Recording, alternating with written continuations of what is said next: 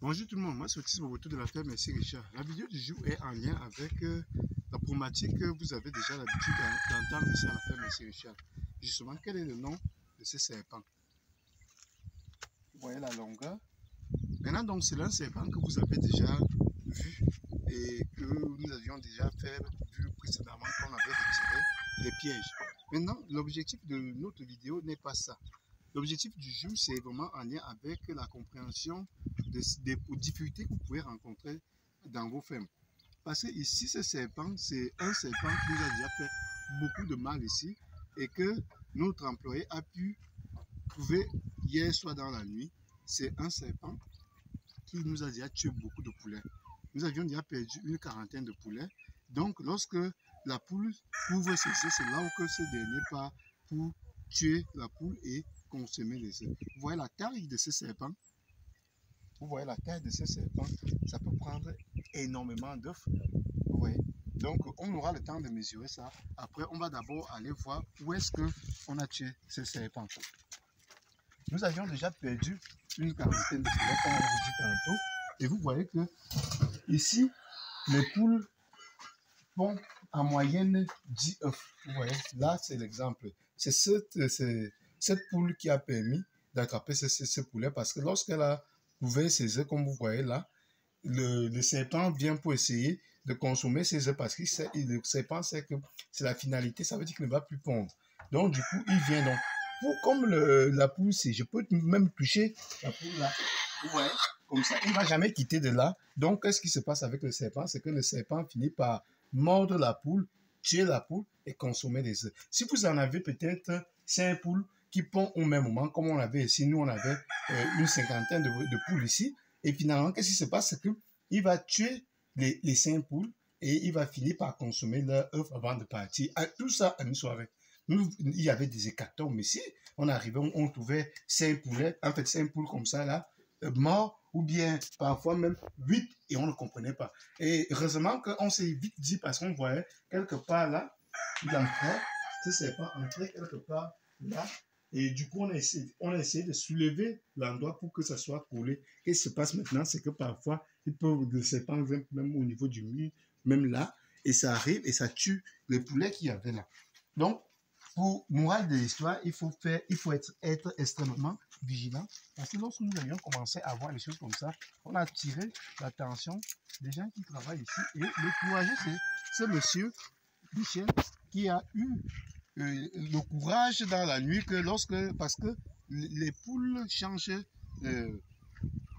justement, ils ont une manière de communiquer et quand ça commence à faire c'est là où que lui il a suivi le bruit et il allait regarder, il a été courageux et en arrivant là-bas, il a vu ces serpents déjà à côté de la poule qui a déjà couvert ces œufs là et là, comme il ne voulait pas tuer la poule comme vous avez vu là, ce qui s'est passé, c'est que il a commencé à faire du bruit à côté de la poule pour que ce dernier se déplace un peu. Et dès que le serpent s'est déplacé pour venir l'attaquer, il a scellé ça d'un coup de goudin. Et vous voyez comment la tête est bien écrasée là. Et on va donc mesurer la taille de ce serpent. Les autres, les téléspectateurs, puissent voir.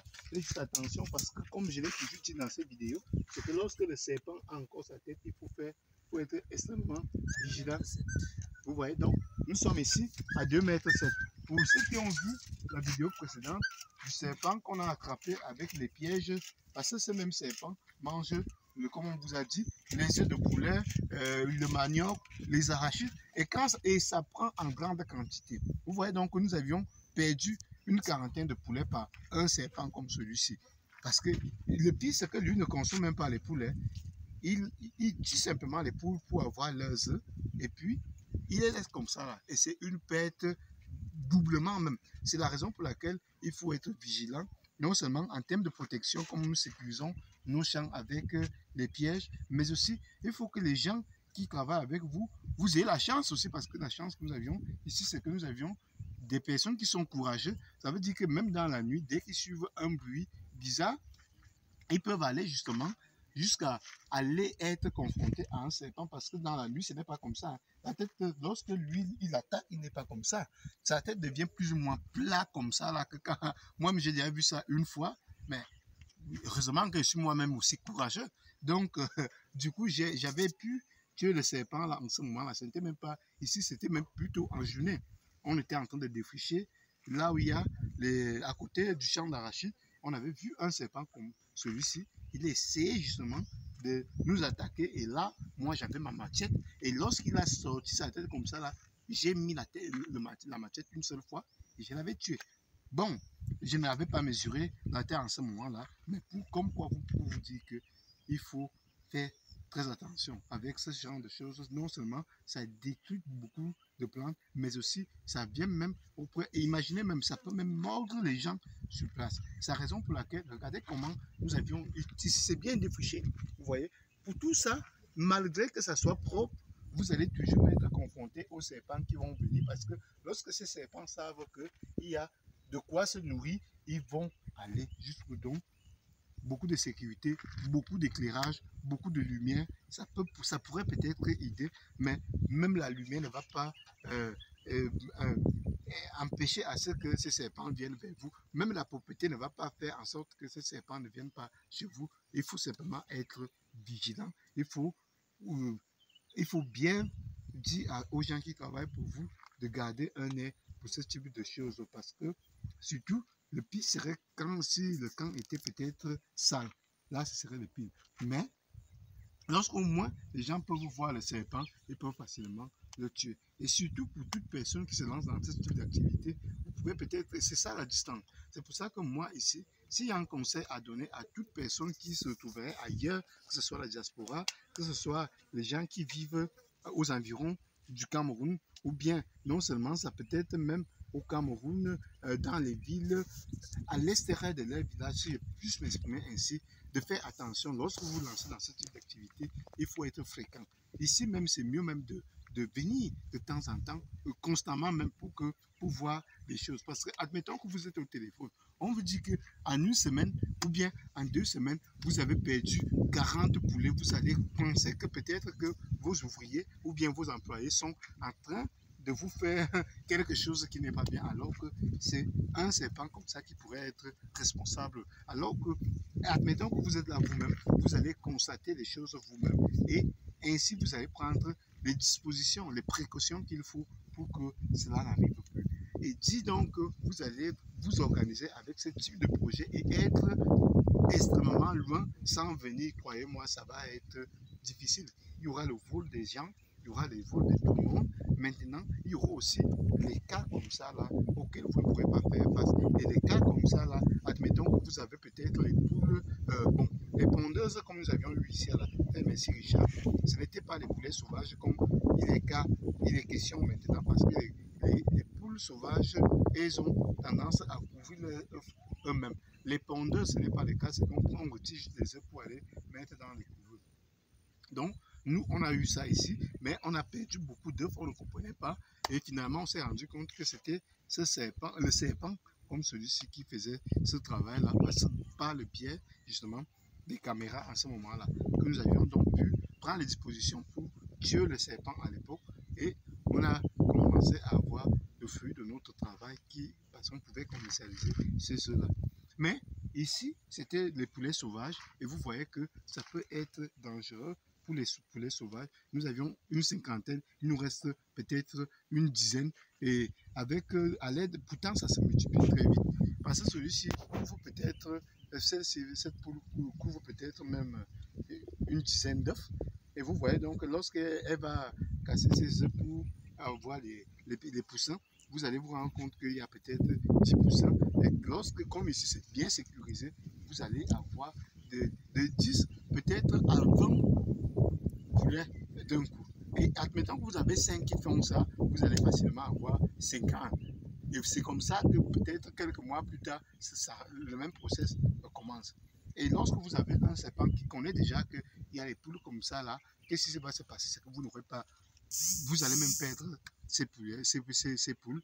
Et finalement, vous allez commencer même à perdre les poulets, parce que en fait, les coqs et autres de façon générale, parce que lorsqu'il va trouver celui-là, il va penser qu'il y a les œufs derrière, il va le mordre et puis il va tuer tous vos poulets comme ça là.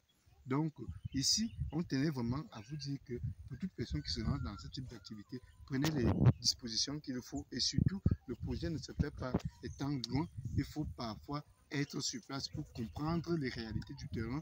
Et ainsi, vous n'allez pas abandonner le projet rapidement comme ça. Là, vous allez réfléchir comme nous avions fait à la ferme Merci Richard. Admettons que nous étions loin, on aurait pu penser que c'est les gens qui ont tout détruit nos poulets. Mais ici, on a réfléchi de manière constructive. Et c'est là qui nous a permis d'aboutir au résultat en tuant ce magnifique serpent. C'est magnifique parce qu'on consomme ce serpent ici dans nos villages.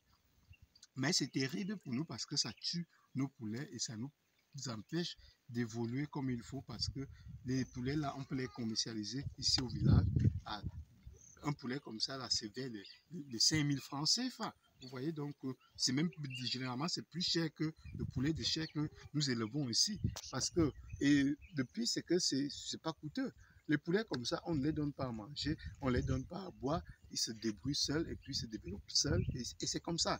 Donc en termes de rentabilité, c'est 100% rentable parce que c'est un poulet que tu gardes seulement et puis finalement tu ne dépenses pas beaucoup à part que tu les laisses où ils peuvent dormir et se protéger. Si je peux me tourner ici. C'est tout pour la vidéo du jour. Portez-vous bien et surtout abonnez-vous massivement.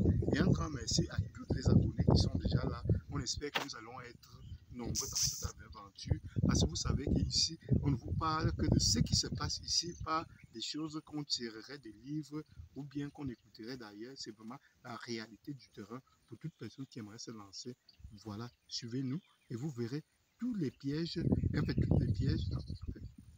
pardon, et tout ce qui pourrait être comme difficulté dans nos villages pour investir, pour se développer. C'est ça, en suivant ces vidéos-là, vous allez pouvoir être au parfum de tout et cela va vous donner les outils vous permettant à votre tour de vous lancer et d'arriver plus ou moins à notre résultat si ce n'est de nous dépasser parce que nous, il y a nos erreurs, il y a les choses qui sont là, il y a les obstacles qui sont là, comment on les traverse et tout, vous saurez déjà tout cela et c'est ça un avantage pour vous. C'est tout pour la vidéo. Abonnez-vous massivement.